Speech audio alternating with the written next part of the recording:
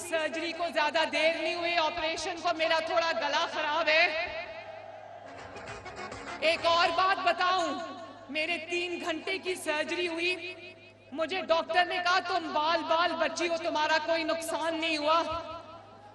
ان کو پتا تھا پچھلے 5 سال کے میری سرجری ہونی ہے اور وہ دنیا میں صرف 2 ممالک میں ہوتی ہے۔ انہوں نے مجھے پاسپورٹ نہیں دیا اور اللہ کا بے انتہا شکر ہے میں نے ان سے پاسپورٹ نہیں مانگا۔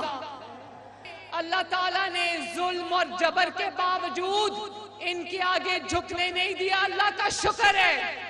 اور آج میں ان کو بھی کہتی ہوں، ظلم کرنے والوں کو، انتقام کا نشانہ بنانے والوں کو ذرا حوصلہ کرو۔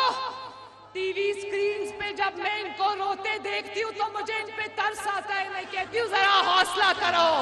اس شخص کو مہنگائی کا خیال آ رہا ہے جو اپنے دور میں فرعونیت سے کہتا تھا مہنگائی کا تو مجھے ٹی وی سے پتا چلا ہے، جو پرچیاں پڑھ کر چیزوں کی قیمتیں بتاتا تھا۔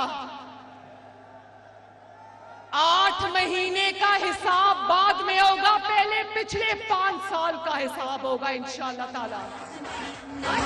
اور یہ بھی میں بتا دوں، معیشت کوئی ایسی چیز نہیں، 4 سال کی نااہلی اور نالائکی اور غفلت نے معیشت کو آج جس حال میں پہنچا دیا میرے بھائیوں، انشاءاللہ کچھ وقت لگے گا، لیکن اسحاق ڈار صاحب پر یقین رکھو، اللہ تعالیٰ پر یقین رکھو، انشاءاللہ تعالیٰ معیشت کو اس گرداب سے نکالیں گے۔ ابھی چند دن پہلے تک ابھی اپنی حکومت بھی خود ہی توڑی، اب رو بھی خود ہی رہا ہے۔